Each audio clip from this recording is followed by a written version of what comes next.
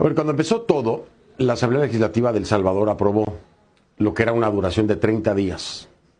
30 días, era así empezó todo, ¿eh? 30 días para el estado de excepción, que solicitaba en ese momento el presidente Nayib Bukele. En marzo de 2022. ¿Okay? Esto ocurrió luego de un fin de semana donde hubo múltiples homicidios en medio de negociaciones frustradas con las pandillas para poner freno a la violencia. Pero la medida excepcional, que usted lo debe de saber, si no lo sabe, téngalo claro, suspende y limita varios derechos. Uno de ellos, fíjese usted, qué delicado, el de la defensa en juicio. Ese es uno nada más, ¿ok? Pero pues ya que aquí el tema es agarrar a los presuntos pandilleros, meterlos presos, pues que haya una defensa en juicio para defenderse, valga la redundancia, es muy importante, ¿no? Bueno, eso no hay. En un estado de excepción no hay. Y ese que iba a ser un estado de excepción de 30 días, adivinen qué, ya lleva más de 1 año y 3 meses. 1 año y 3 meses. Por supuesto, ha venido gobernando Nayib Bukele en estado de excepción. Así es como ha venido gobernando durante el último año y 3 meses. Esto ha generado un sinfín de críticas de violaciones a derechos humanos, a las que, dicho sea de paso, el gobierno de Bukele ha hecho oídos sordos. Y que le ha ganado, hay que decirlo también, por supuesto, el aplauso de muchos, la mayoría de los salvadoreños, pues por el control, por la seguridad, por la sensación de paz que hay en el país. Una cosa no tiene que ir de la mano con la otra, evidentemente. Durante este tiempo las autoridades salvadoreñas reportan que han detenido hasta el mes pasado a más de 71,000 personas, 71,000 personas. Y el gobierno ha decretado la reserva sobre las fuentes de esos datos. O sea, es lo que dice el gobierno y ya hay reserva sobre las fuentes. Así que hay que creerle y creerle nomás, ¿no? Así que eso es lo que dice el Ejecutivo. Desde la oficina de Bukele dicen esto, lo que hay 71,000 detenciones. Y así es, y se acabó. ¿Quién lo dice? Yo lo digo. Pero bueno, hasta la ONU ha denunciado que sus expertos advierten que muchas de estas detenciones son arbitrarias y que algunas incluso constituyen desapariciones forzadas de corta duración. ¿Qué es eso?, dirá usted, ¿no? Vamos a hablar sobre el tema. Al respecto de esto que le digo, la Fundación para el Debido Proceso elaboró recientemente, junto a otras 5 organizaciones, un informe técnico. Ahí se expone que El Salvador es un ejemplo donde se dan con frecuencia este tipo de desapariciones, que muchas veces terminan con un desenlace letal o fatal, como le quiera llamar, ¿no? Dicho informe, presentado el mes pasado al Comité contra la Desaparición Forzada y al Grupo de Trabajo sobre Desapariciones Forzadas de la ONU, identifica 3 patrones documentados de desapariciones de corta duración. Uno, en el que se detiene a las personas en lugares públicos, lo que implica la existencia de testigos, ¿sí? Luego, cuando los familiares acuden a las distintas prisiones a informarse, se les niega que dicha detención haya ocurrido, a pesar de que fue pública la detención, es decir, había testigos. Van, preguntan, se les niega que se haya hecho la detención y no se les informa sobre el paradero de la persona que fue detenida. Tras varias semanas o meses de mucha insistencia, los familiares reciben alguna información que permite dar con el centro de reclusión de la persona detenida. Esto constituiría un segundo patrón, el que le voy a decir ahora. La policía también detiene a la persona en público, es decir, hay testigos.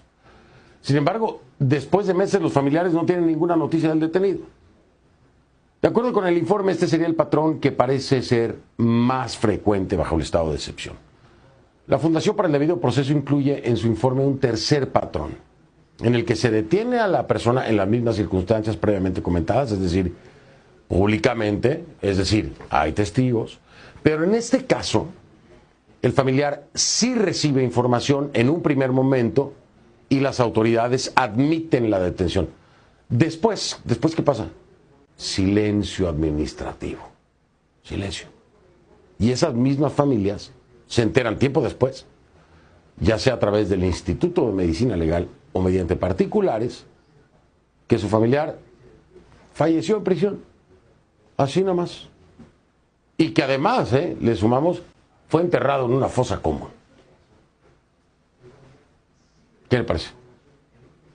Este informe se presentó como contribución a la convocatoria que hizo la ONU para emitir una próxima declaración sobre el tema. Y bueno, pese a las críticas y señalamientos de violaciones de derechos humanos, Bukele defiende que sus estrategias de seguridad han desarticulado a las pandillas. Y seguramente es así, ¿eh? Seguramente tiene toda la razón Nayib Bukele. Se han desarticulado las pandillas, por supuesto. Ahora, el tema de los derechos humanos que tanto trata Nayib Bukele de justificar en cuanto a los derechos del salvadoreño honesto y los derechos que se deben proteger. A ver, le quiero decir algo, en el error de concepto de Nayib Bukele, por algo se llaman derechos humanos. ¿Sí? Es decir, los derechos humanos son para todos, los humanos buenos y malos. El castigo no se aplica en la cancelación, se lo explico, presidente Bukele. El castigo no se aplica en la cancelación de los derechos de un ser humano, no. El castigo se aplica con la justicia y las leyes del país. Ahí es donde se da.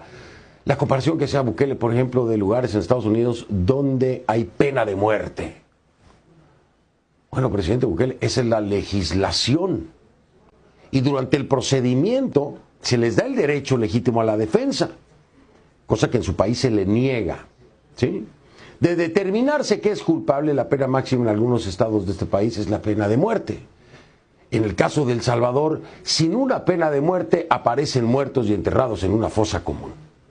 La cancelación de los derechos de un humano no tiene nada que ver con su actividad ilegal, criminal o cualquiera que sea. Lo que tiene que determinar el castigo es el procedimiento legal, es la justicia, son las leyes, es el derecho a la defensa. Las leyes protegen y defienden los derechos del resto de la población honesta. Es mucho más complejo que esta forma simplista de tratar de explicarlo, o populista de tratar de explicarlo. Por eso existen las leyes, por eso existe un aparato de justicia.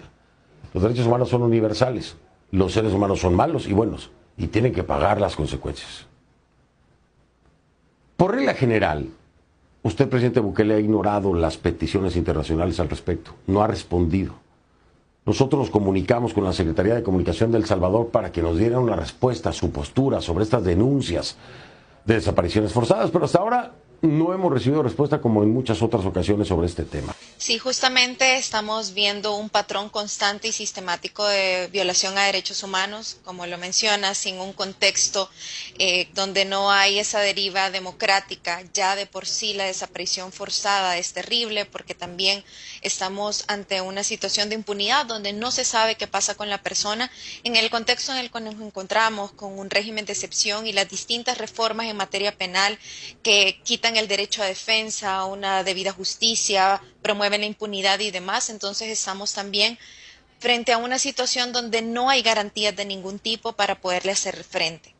Como organizaciones nosotros presentamos aportes ante el Comité contra la Desaparición Forzada, el grupo de trabajo también sobre desapariciones forzadas involuntarias, sobre ese concepto que a veces puede ser no tan familiar, que es la noción de desaparición forzada de corta duración, que es lo que está sucediendo. Hay un lapso en el que las familias no tienen idea dónde están sus familiares, dónde se encuentran detenidos, si están detenidos y lo peor, si continúan con vida.